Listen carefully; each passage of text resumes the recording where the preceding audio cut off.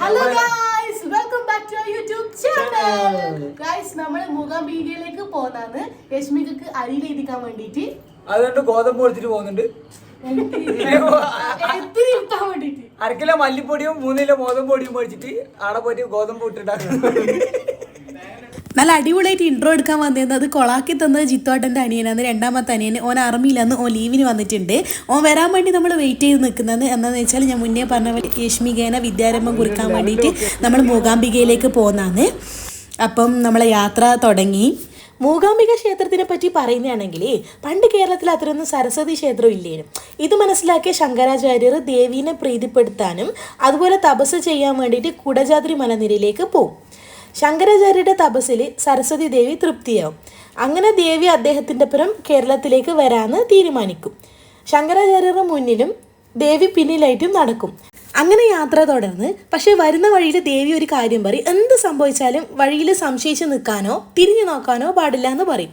കുറച്ച് ദൂരം നടന്നപ്പോൾ ശങ്കരാചാര്യർ ദേവീൻ്റെ ചിലമ്പിൻ്റെ ശബ്ദം കേൾക്കാതായ സമയത്ത് ഒന്ന് സംശയിച്ച് നിന്ന് തിരിഞ്ഞു നോക്കി. വാക്ക് തെറ്റിച്ച ശങ്കരാചാര്യരോട് തന്നെ ഇവിടെ തന്നെ പ്രതിഷ്ഠിച്ചാൽ മതി എന്ന് ദേവി ആവശ്യപ്പെടും.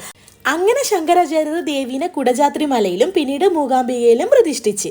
അങ്ങനെ കഥയിലും പറഞ്ഞ് നമ്മളിത് ഏകദേശം മൂകാംബിക ക്ഷേത്രത്തിന്റെ കവാടത്തിലെത്തി. പിന്നെ അത് നല്ല തിരക്കുള്ള ദിവസമായിരുന്നു. റൂമൊന്നും നമുക്ക് കിട്ടിയിട്ടില്ല. പിന്നെ കിട്ടിയെടുക്കുന്ന നമ്മൾ കുളിച്ച് റെഡി ആയിട്ട് നേരെ അമ്പലത്തിലേക്ക് പോകാൻ ഏകദേശം ഒരു 4 മണിയാകുമ്പോൾ നമ്മൾ അമ്പലത്തിലേക്ക് എത്തിയതാ. ക്യൂ നിൽക്കുന്നത് നല്ല തിരക്കുണ്ടായിന്. മൂകാംബിക ക്ഷേത്രത്തിൽ ദർശനം പൂർണ്ണമാകണമെങ്കിൽ 3 നേരം തൊഴണമെന്നാ പറയാ. രാവിലെയും ഉച്ചക്കും വൈകുന്നേരം. കാരണം 3 നേരത്തും 3 ഭാവത്തിലാണ് നമുക്ക് ദർശനം നൽകുക. രാവിലെ മഹാകാളി ആയിട്ടും ഉച്ചക്ക് മഹാലക്ഷ്മി ആയിട്ടും വൈകുന്നേരം മഹാസരസ്വതി ആയിട്ടുമാണ്.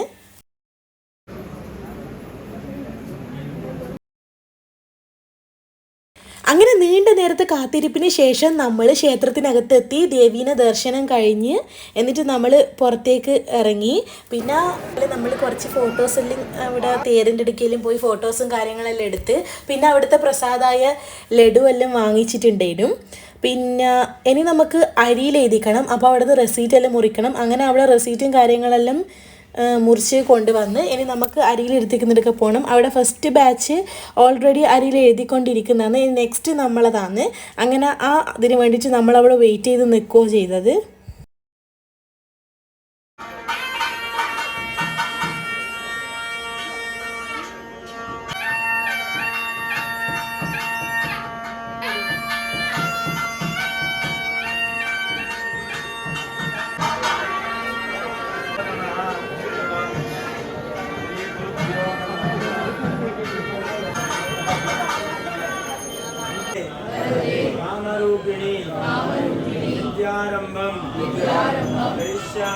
करिष्यामि सिद्धिर्भवतु मे सदा अविद्या मूलनाशिन्यै विद्या अवयव मूर्तये सर्वविद्या प्रदायिन्यै मूकाम्बायै नमो नमः.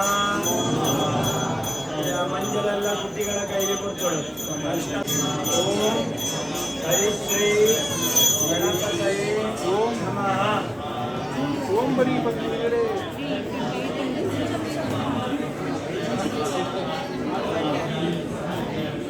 ಹರಿ ಹರಿಶ್ರೀ ಗಣಪತಯೇ ನಮಃ. ಹರಿ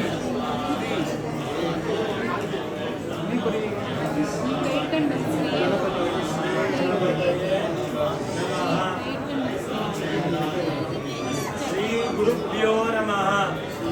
श्री गुरुभ्यो नमः. श्री गुरुभ्यो नमः.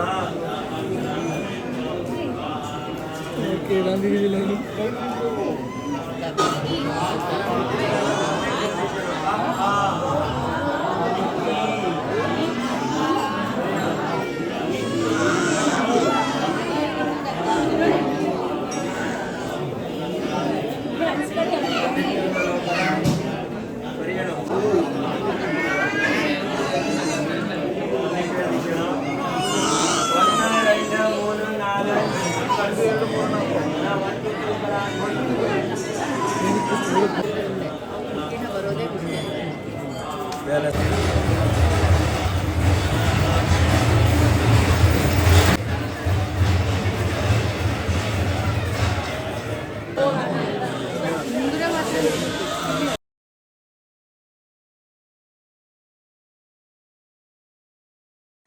നമ്മളെല്ലാവരും അവിടെ നിന്ന് ഇറങ്ങി. ഇനി നമ്മൾ അടുത്ത ലക്ഷ്യം എന്ന് പറഞ്ഞാൽ ബ്രേക്ക്ഫാസ്റ്റ് ആണ്. നല്ല വിശപ്പുണ്ടായിരുന്നു. കുറച്ച് മുന്നോട്ട് ഇറങ്ങിയിട്ട് നടക്കുന്ന സമയത്ത് ഒരു റെസ്റ്റോറൻറ്റ് ഉണ്ട്. പിന്നെ ഒന്നും നോക്കിയില്ല, അവിടെ കയറിയിട്ട് ബ്രേക്ക്ഫാസ്റ്റ് ഓർഡറാക്കി. ഞാൻ പൂരിയും ബാജിയൊന്നും കഴിച്ചത്, അവർ മസാല ദോശയും നെയ്റോസ്റ്റും അങ്ങനെ എന്തെങ്കിലും ഓർഡറാക്കിയിട്ടുണ്ടേനു. അങ്ങനെ വേഗം അതെല്ലാം കഴിച്ച് ഇനി നമ്മൾ നെക്സ്റ്റ് പോകാൻ തീരുമാനിച്ചത് മുരുടേശ്വര ക്ഷേത്രത്തിലാണ്. അങ്ങനെ നമ്മൾ നേരെ അങ്ങോട്ടേക്ക് വിട്ട്. സമയം ഏകദേശം 10-10 ആയിട്ടുണ്ട്. നല്ല വെയിൽ തുടങ്ങുന്ന സമയമുണ്ട്, നല്ല ചൂടും കൂടി ഉണ്ടായിനി.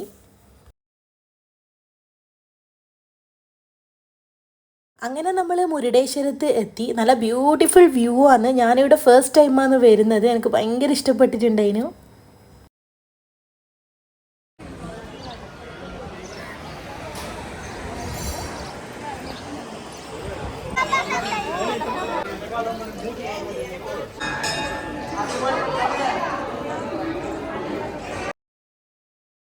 അങ്ങനെ നമ്മൾ അവിടുന്ന് നേരെ പോയത് നമ്മളെ കട്ടിയിലുള്ള ദുർഗാ പരമേശ്വരി ക്ഷേത്രത്തിലാണ്.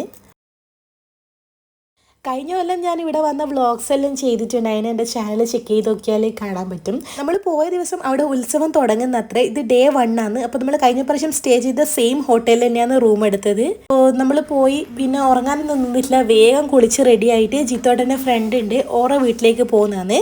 ഓരോ ഡെലിവറി കഴിഞ്ഞിട്ട് നമ്മൾ ഫസ്റ്റ് ബേബിനെ കാണാൻ വേണ്ടിയിട്ട് പോകുന്നതാണ്. അങ്ങനെ നമ്മൾ ജസ്റ്റ് ഒന്ന് കയറി കുളിച്ച് റെഡി ആയിട്ട് വേഗം വാവേനെ കാണാൻ പോയി വന്നിട്ട് നമുക്ക് റെസ്റ്റ് എടുക്കാമെന്ന് വിചാരിച്ച്. അങ്ങനെ ഇത് അവിടെ നിന്ന് തൊട്ടടുത്ത് നമ്മൾ അവിടെ എത്തി.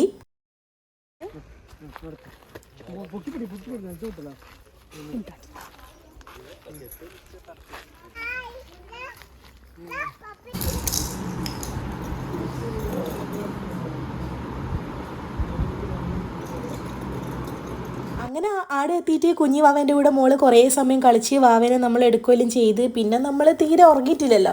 അപ്പോൾ പിന്നെ നമ്മൾ വേഗം റൂമിലേക്ക് പോകാമെന്ന് പറഞ്ഞ് അവരോട് ടാറ്റാ ബൈ ബൈയിൽ പറഞ്ഞ് നമ്മൾ അവിടെ നിന്ന് ഇറങ്ങി റൂമിൽ പോയി കിടന്നുറങ്ങി. ഈവനിങ് ആയിരുന്നു നമ്മൾ പുറത്തിറങ്ങി അമ്പലത്തിലേക്ക് പോകുന്ന വഴിക്ക് പനന്തൊങ്ങ ഉണ്ട്. എനിക്ക് ഭയങ്കര ഇഷ്ടമാണ്. അങ്ങനെ അത് അവിടുന്ന് വാങ്ങി കഴിച്ചിട്ട് നമുക്ക് അങ്ങോട്ടേക്ക് നടക്കാമെന്ന് വിചാരിച്ച്.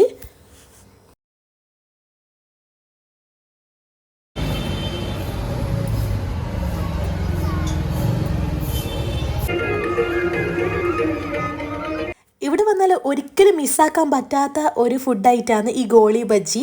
അമ്പലത്തിൻ്റെ ഓപ്പോസിറ്റ് തന്നെ ഒരു ഹോട്ടലുണ്ട്, അവിടെ കിട്ടിയത് നല്ല അടിപൊളി ടേസ്റ്റാണ്. എൻ്റെ ഫേവറേറ്റ് സാധനമാണ് ഇത്. അങ്ങനെ ഒരു ഗോളി ബജ്ജി നമ്മൾ അവിടെ നിന്ന് വാങ്ങിച്ച് കഴിച്ച് എന്നിട്ട് നമ്മൾ അമ്പലത്തിലേക്ക് പോകാൻ നോക്കലാണ്. ഇവരെ ചണ്ടപ്പരിപാടി ഉണ്ട്.